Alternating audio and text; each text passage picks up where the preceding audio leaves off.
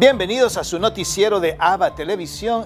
Mi nombre es Jaime Sevilla y estas son las noticias. Comenzamos en la Ciudad del Vaticano. Nos unimos al Papa Francisco en su intención por el mes de septiembre, que es sobre un estilo de vida ecosostenible. Me alegra mucho ver que los jóvenes tienen valor de emprender proyectos de mejora ambiental y mejora social, puesto que ambas van juntos.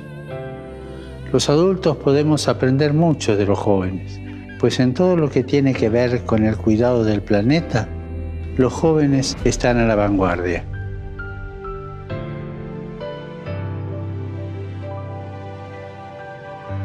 Aprovechemos su ejemplo, reflexionemos, especialmente en estos momentos de crisis sanitaria, de crisis social, de crisis ambiental.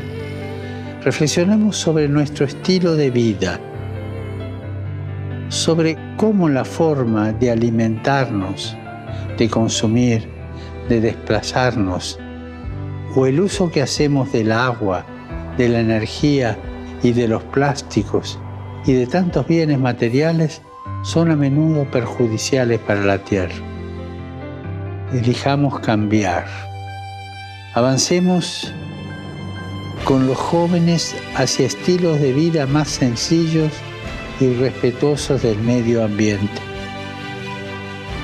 Y recemos para que todos tomemos las decisiones valientes, las decisiones necesarias para una vida más sobria y ecosostenible, inspirándonos por los jóvenes, ya que están comprometidos con este cambio. Y no son tontos, porque están comprometidos con el futuro de ellos. Por eso quieren cambiar lo que ellos van a heredar, en un tiempo en que ya nosotros no estaremos.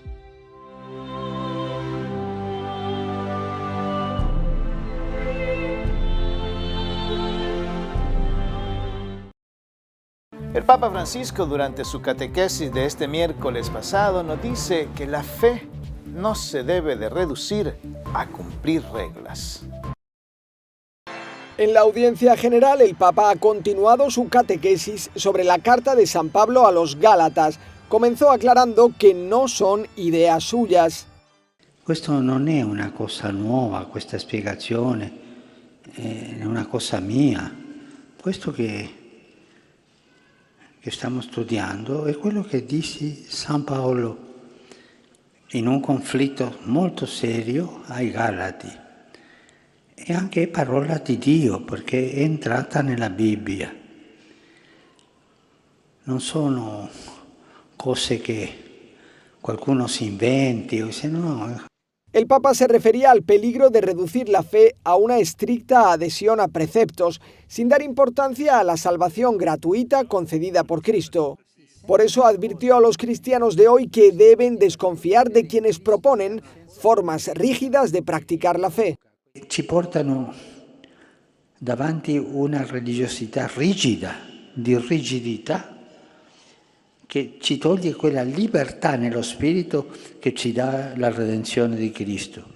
State attenti davanti alle rigidità che vi propongono, state attenti, perché dietro ogni rigidità c'è qualche cosa brutta, non c'è lo Spirito di Dio. No solo avisó del peligro, el Papa pidió a los cristianos que utilicen las enseñanzas de esta epístola de San Pablo a los Gálatas como guía para reflexionar sobre cómo viven la fe. Espíritu Santo. Amén.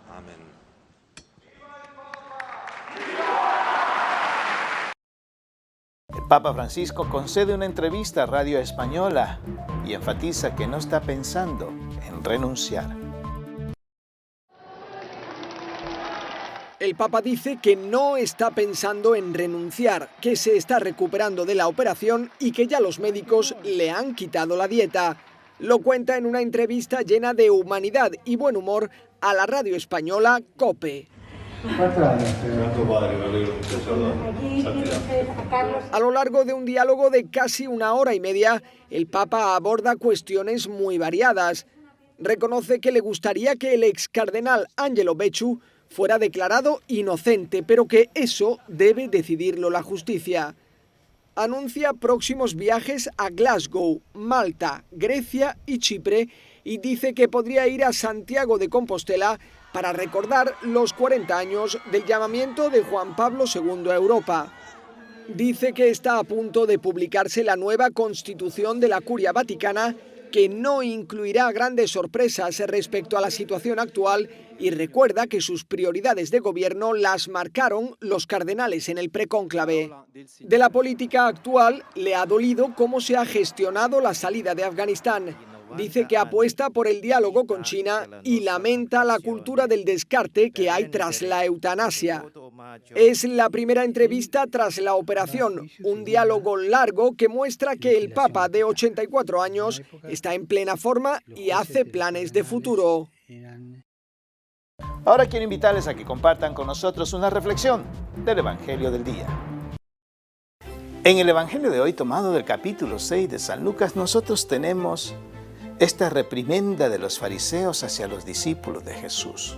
Y es que ellos comían los granos de las espigas que arrancaban a su camino y entonces era día sábado. Los fariseos le reclaman que ¿por qué lo hace? Jesús les dice, ¿no han escuchado lo que hizo David? Que cuando tuvo hambre él y sus hombres comieron del pan del templo, que solamente los que trabajaban en el templo tenían acceso o derecho a ellos. Jesús ahora nos muestra una enseñanza profunda, y es que para hacer el bien no importa el tiempo, el día, la ocasión, lo importante es hacerlo. Algunas veces hay momentos en la vida en que situaciones adversas parecen tan negativas, pero que dentro de ellas también se puede hacer el bien a aquellos más necesitados. Hoy el Señor nos dice que Él es dueño y Señor de todo, incluso del sábado. Por eso es que puede hacer el bien en sábado. Por eso es que los discípulos pueden saciar su hambre también en sábado. ¿Cuántos pobres en el mundo no desearan también saciar su hambre o su sed en sábado? Cualquier cantidad. ¿Cuánto bien nosotros no podemos hacer en diferentes momentos de la vida? Cuando se trata de hacer el bien, no importa el tiempo, no importa el día, ni el lugar, ni las circunstancias. Lo más importante es hacerlo. Porque por mucho que te digan lo contrario, eso es de Dios. Así es. Señor, danos siempre un corazón dócil para poder hacer el bien en todo momento, lugar o circunstancias. Que así sea.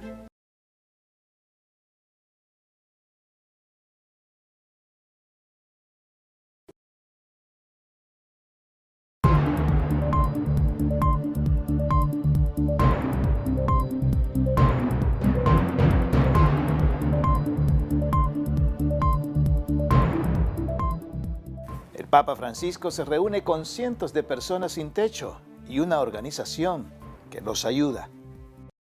¡Alegría! ¡Alegría, hermanos! Unas 200 personas de la Asociación Lázaro recibieron cantando al Papa en el encuentro que mantuvieron en el Aula Pablo VI del Vaticano. Esta organización nació en Francia hace 10 años. Organiza apartamentos compartidos de jóvenes con personas sin hogar. Así nacen amistades y les ayudan a recomenzar o, por ejemplo, a buscar trabajo. Están ya en países como México, España, Bélgica y Francia. Ensemble, nous vivons dans des appartements partagés pour moitié des personnes qui ont connu la rue ou la galère. El Papa Francisco dejó de lado el discurso que había preparado y comentó lo que los asistentes le habían contado. Usó la metáfora de la puerta como analogía de la relación de cada persona con Dios. Con la puerta, ¿qué relación tengo? On peut trouver toutes ces situations et donc se demander quelle est la relation que j'ai avec la porte. La puerta es Dios. La porte, c'est Dieu. Entonces, mi relación con la puerta, ¿cuál es? La relation avec la porte, c'est laquelle? ¿Me apropio la puerta para mí y no dejo entrar a nadie? Je m'approprie de la porte et je ne laisse rentrer personne? ¿O tengo miedo de golpear a la puerta? Tengo miedo. J'ai peur de frapper ou est-ce que j'ai peur de frapper à la porte? ¿O espero sin golpear que alguno me la abra? Ou j'espère que les gens m'ouvrent la porte sans que j'y frappe? Cada uno de nosotros tiene actitudes diversas con Dios, que es la puerta. El Papa también dio las gracias a los hombres y mujeres de la Asociación Lázaro por abrir la puerta de sus casas a los demás, como otros hicieron en su día con ellos, y luego se abrió paso entre los participantes para saludarlos personalmente. La siguiente nota versa sobre la estación de la creación.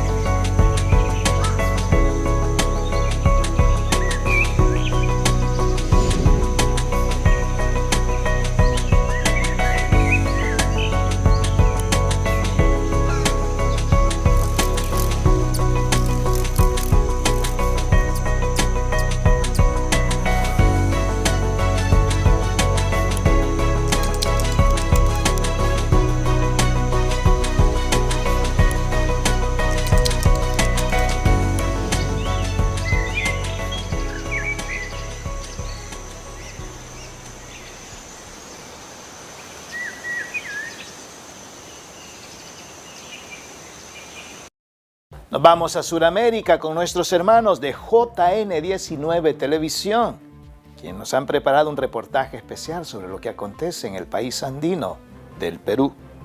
¿Cómo están, amigos? Mi nombre es Kevin Cáceda, reportando desde el Perú para la cadena hermana ABA Televisión y JN19. Comenzamos este informativo comentándoles una gran noticia para el ámbito deportivo, ya que la peruana Angélica Espinosa ha obtenido la medalla de oro en los Juegos Tokio 2020 tras derrotar en la final a la turca Meryem Fataliyeva. La deportista de 23 años consiguió la medalla de oro en los Juegos Paralímpicos Tokio 2020 en la categoría 44-49 kilos. En cada una de las patadas que ejecutó Angélica Espinosa estaba la fuerza y sueños de todos los peruanos por conseguir la ansiada medalla de oro. Nuestra compatriota ha conseguido la 9ª medalla de oro en la historia del Perú en los Juegos Paralímpicos. Ivonne de la Cruz, entrenadora de la medallista paralímpica, ha sido figura de mucha importancia en la formación adquirida a través de los arduos entrenamientos. Cabe resaltar que Angélica Espinosa es reconocida como la mejor mujer paraatleta del continente por el Comité Paralímpico de las Américas y además es tricampeona panamericana y medallista de oro en Lima 2019. Continuando con la información, según un reporte de la Oficina Nacional de Procesos Electorales, todavía hay congresistas que no han presentado sus cuentas respecto a sus campañas. La Oficina Nacional de Procesos Electorales, ONPE, ha manifestado que existen un total de 45 parlamentarios que todavía no han presentado sus reportes financieros sobre sus ingresos recibidos y gastos realizados en las últimas elecciones generales del 2021. 13 congresistas pertenecerían a Perú Libre, 12 de Fuerza Popular y los congresistas restantes se encontrarían en diversas organizaciones políticas del Parlamento. El plazo para hacerlo venció el miércoles 1 de septiembre a la medianoche. Entre los parlamentarios que no han entregado el reporte de sus finanzas de sus campañas están el premier Guido Bellido, de Perú Libre, Marta Moyano, de Fuerza Popular, José Cueto, de Renovación Popular, Patricia Chirinos, de Avanza País, José Luna Gálvez, de Podemos Perú, Roberto Sánchez, de Juntos por el Perú, y José Gerí, de Somos Perú. Según los datos de la ONPE, los miembros de la bancada de Avanza País son los que menos han cumplido con la norma, ya que solo el 42% de su bancada ha presentado sus reportes financieros. Continuando con la información, ahora nos vamos a noticias a través de la web. Cáritas del Perú apoyó en la financiación de una planta de oxígeno para Cañete. El Comité de Gestión para la Recaudación de Fondos para la Adquisición de una planta de producción de oxígeno, Oxígeno para Vivir, integrado por la Iglesia Católica, la sociedad civil y la empresa privada, realizaron la inauguración de una planta de oxígeno en el distrito de San Luis en Cañete. Al evento asistieron representantes de la Subprefectura Provincial y Distrital de Cañete, autoridades del Centro de Salud del Minsa, representantes de la empresa Perú LNG y Ham Oil, el presidente del Comité de Gestión, el padre Félix Cuscano, y el obispo prelado de Yauyos, Monseñor Ricardo García García. Durante la ceremonia se reconoció el apoyo de la empresa privada y la Iglesia Católica a través de Cáritas del Perú para lograr la compra e instalación de la planta de oxígeno valorizada en 355.000 soles. La inversión total que se realizó según el Comité de Gestión de la planta de oxígeno fue de aproximadamente 410.000 soles y beneficiará a más de 15.000 habitantes en la zona. Dicha planta se ha instalado en un espacio de 200 metros cúbicos en el Colegio Nacional Mixto de San Luis en Cañete. Esta fue toda la información que tenemos hasta el momento para ustedes. Reportó Kevin Cáceda para la audiencia de la cadena hermana ABA Televisión. Permiso.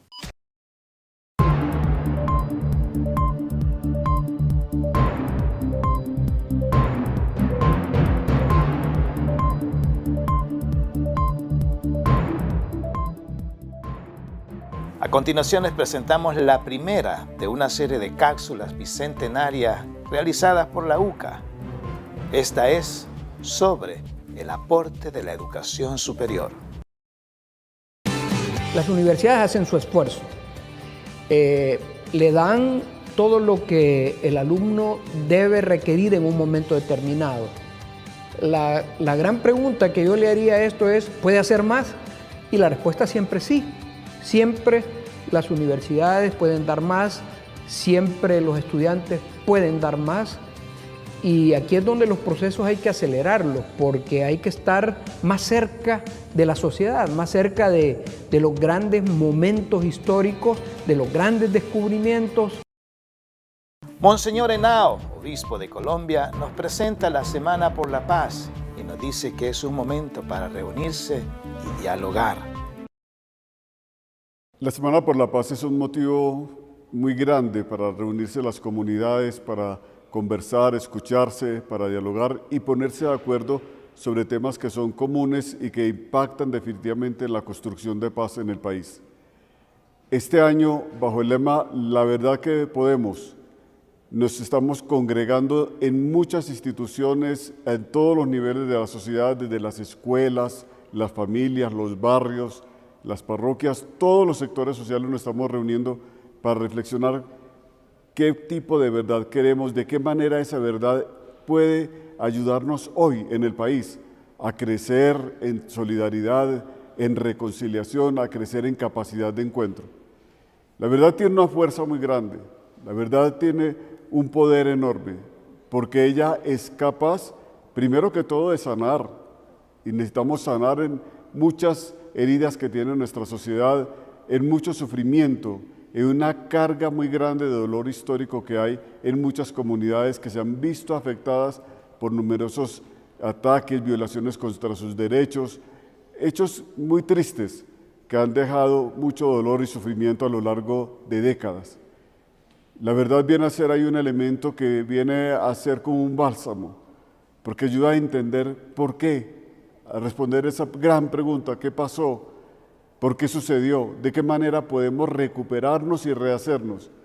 Y un paso para recuperarse y rehacerse es tener el encuentro con la verdad de los hechos. Entonces la verdad nos viene a dar un respiro muy grande cuando estamos en el proceso de salir adelante después de una etapa de sufrimientos y de muchas dificultades, de mucha incertidumbre. La incertidumbre está tejida cuando no tenemos el conocimiento de realmente qué ha pasado, qué sucedió, por qué sucedieron las cosas. Eso crea incertidumbre y crea como la incapacidad de rehacerse completamente y de sanar a fondo. Si queremos sanar, si queremos crear un espacio nuevo de convivencia donde podamos encontrarnos, mirarnos a los ojos, donde podamos identificarnos sin temores, ahí hay que introducir un elemento muy importante que es el de la verdad, aceptarla, dejar que la verdad eche raíces en la sociedad y que la verdad constituya un elemento dinamizador de esa nueva sociedad que queremos construir. La verdad que podemos es una verdad que nos dice a nosotros, tenemos que ser capaces de asumir la posibilidad de escuchar, de entender y de sentir de cerca qué fue lo sucedido. A veces tenemos miedo a la verdad y aquí esta semana por la paz nos dice, la verdad hay que abrazarla, a la verdad hay que abrirle paso. Como nos decía el Papa Francisco durante su visita a Colombia en Las Malocas, cuando dirigiéndose a las víctimas allí en Villavicencio, decía, Colombia, abre tu corazón a Dios, abre tu corazón a la verdad, abre tu corazón a la reconciliación. Que esta Semana por la Paz nos invita a nosotros y nos ayude desde todos los horizontes de la sociedad a abrirnos a la verdad y a construirla de manera colectiva. Estamos pues invitados, todos y todas, a celebrar esta semana con un gran entusiasmo y con la convicción de que la verdad es el poder sanador que requerimos. Hoy el Santoral de la Iglesia nos presenta el Día de Monseñor Caído de Montserrat. Conozcamos más de esta fascinante historia. Al terminar el último de los 3 aterradores terremotos que ocurrieron ese 31 de agosto de 1917, los bogotanos, aunque azorados, respiraron con alivio al verificar que en Monserrate continuaba en pie la construcción del nuevo templo del Señor Caído, al que semanalmente subían los habitantes de la ciudad cargados de ladrillos, sacos de cemento y de piedras para contribuir a su edificación comenzada 2 años antes por orden del arzobispo Bernardo Herrera Restrepo, quien preocupado por la decrepitud de la vieja ermita temía que no pudiera seguir resistiendo la avalancha de peregrinos que cada domingo pujaba por acomodarse en su interior. Aunque la estructura estaba biche, superó la prueba consecuentemente con la tradición según la cual el santuario era inmune a los sismos gracias a la protección de Nuestro Señor de Monserrate, pues hasta ese momento había salido indemne de los fuertes temblores de 1743, 1785 y 1827, eventos en los que invariablemente el de Guadalupe, el vecino, resultaba destruido. Esta historia había comenzado en 1620, año en el que empezó a popularizarse la celebración de la fiesta de la Santa Cruz en el Cerro de las Nieves, y para el efecto a lo largo del tortuoso ascenso se fueron levantando cruces para marcar las estaciones que reproducían los misterios de la Pasión. Dada la creciente popularidad que fue adquiriendo tal conmemoración, don Pedro Solís de Valenzuela y sus amigos Jacinto García, Domingo Pérez y Francisco Pérez de la Puebla recibieron autorización de la presidencia de la audiencia y del arzobispo de Santa Fe para construir una ermita en la cima, y al concluirla convinieron en que también debía entronizarse a la Madre de Dios y escogieron a la Virgen de Montserrat de España, cuya advocación se denominó a partir de entonces Nuestra Señora de la Cruz de Monserrate. Y por extensión, el sitio comenzó a llamarse Cerro de Monserrate. Algunos años después, se unió a la causa el nuevo párroco de la ermita, el padre Bernardino de Rojas, que de su propio bolsillo encargó la talla en madera de un Santo Cristo caído a los azotes y clavado en la cruz. Ese es el título. Y se lo encargó al maestro español don Pedro Lugo de Albarracín, que logró esculpir una figura de ascética perfección y 150 kilos de peso, la cual conmovió desde el principio a quienes la observaban por su patética vividez, y ello incidió profundamente para que el señor caído se desplazara a él de su patronazgo en el altar mayor a la Virgen Morena de Montserrat, que fue llevada a una capilla lateral. Como era previsible, los milagros no se hicieron esperar y la afluencia de peregrinos de todo el país y el exterior se multiplicó, hasta que en 1915 fue necesario demoler la antigua ermita y emprender la construcción de la nueva, que fue concluida en 1920, lo que a su vez exigió que se mejoraran las vías de acceso a Monserrate con funicular y teleférico. Tales obras contribuyeron para que el templo de Nuestro Señor de Monserrate se convirtiera en uno de los más visitados del país, y ello le concedió los suficientes méritos para ser elevado a la condición de basílica menor en 1956. No obstante su modernización, el recinto conserva su austeridad y recogimiento, y el Señor caído sigue prodigando milagros a manos llenas. Por eso la devoción se mantiene intacta, y prueba de ello es que los verdaderos peregrinos prefieren ascender a pie la calzada empedrada como parte de la penitencia. Por eso hoy, 2 de septiembre, día de su festividad, pidamos al Señor caído de Monserrate que nos ayude a levantarnos de nuestras caídas espirituales. Así llegamos al final de una edición más de su noticiero de ABA Televisión. Gracias por estar con nosotros. Sintonícenos las 24 horas del día en el www.abatvn.com, en nuestras plataformas digitales de Roku TV y Amazon Fire, en nuestras cadenas hermanas y, como siempre, en nuestras redes sociales. Ahí nos vemos. Que Dios los bendiga.